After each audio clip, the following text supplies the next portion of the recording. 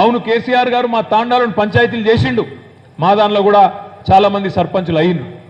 అవును కేసీఆర్ గారు 6% నుంచి 10% రిజర్వేషన్ పెంచినారు, కరెక్టే.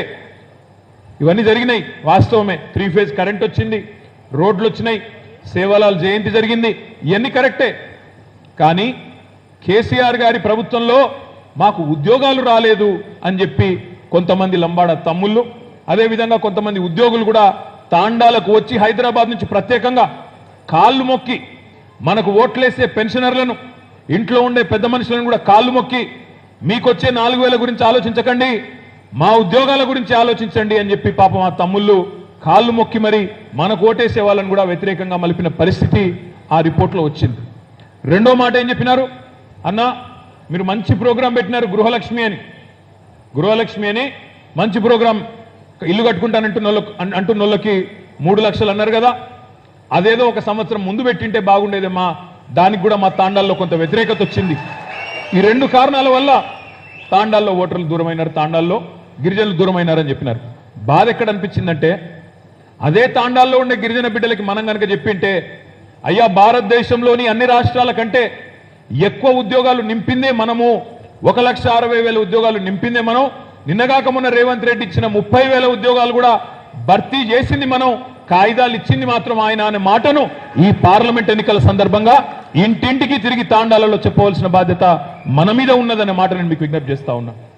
అంటే ఈ రకంగా యువకులని నిరుద్యోగులను దూరం చేసుకున్నాం.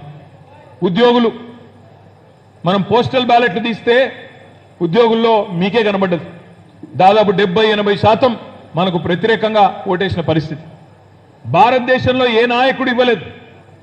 73% జీతం పెంచిన నాయకుడు 9 ఏళ్లలో బహుశా భారతదేశ చరిత్రలో ఏ ముఖ్యమంత్రి చేయని పని కేసీఆర్ గారు చేసినారు. 73% ప్రభుత్వ ఉద్యోగుల జీతం పెంచి కేంద్ర ప్రభుత్వ ఉద్యోగుల కంటే ఎక్కువ జీతం ఇచ్చే రాష్ట్రం తెలంగాణ.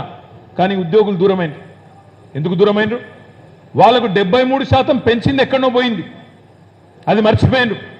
మాకు నెల మొదటి రోజు కావాలి కదా జీతం, రెండో రోజు రావాలి కదా, మూడో రోజు రావాలి కదా అనే ఒక పంతానికి పోయి, అయ్యో మన కరోనా వచ్చిన తర్వాత కొంత ఇబ్బంది అయింది, కరోనా వచ్చిన తర్వాత రాష్ట్రం ఆర్థికంగా సంక్షోభంలో పడింది అని మనం చెప్పుకోలేకపోయినాం, సంజాయించుకోలేకపోయినాం.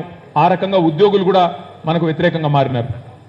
ఇట్లా ప్రతి వర్గం కూడా మనకు ఓటు వేయకుండా దూరంగా ఉన్న ప్రతి వర్గం ఏదో ఒక కారణం వల్ల ఇవాళ మనకు దూరమైంది.